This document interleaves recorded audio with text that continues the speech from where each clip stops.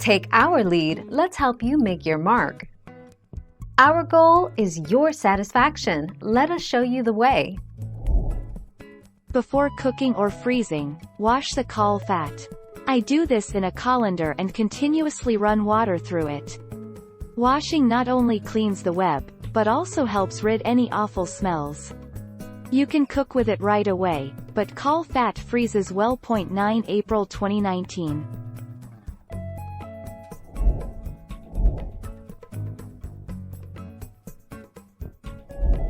Let's help you make your mark. Caul fat, also known as lace fat, omentum, crepine or fat netting, is the thin membrane which surrounds the internal organs of some animals, such as cows, sheep, and pigs, also known as the greater omentum.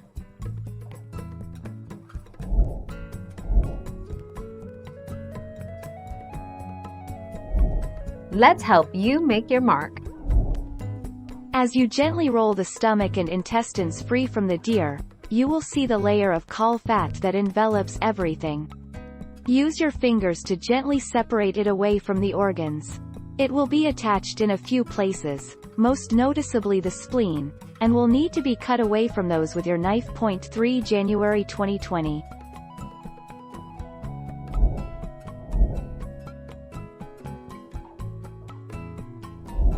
Make your mark, take our lead. On the homestead, you can render fat on your kitchen stove or better yet on the wood stove, free heat source.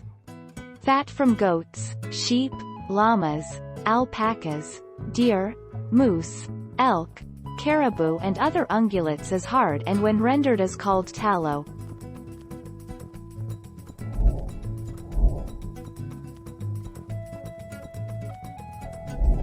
Let's help you make your mark. You can use a utility knife or putty knife, slicing through the caulk and peeling it away. For multiple layers of caulk, needle-nosed pliers might work best.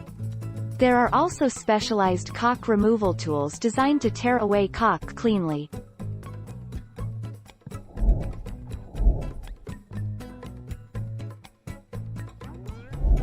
Make your mark, take our lead. To get rid of the sulfur smell from meats, wash the meat in a mixture of white vinegar and water.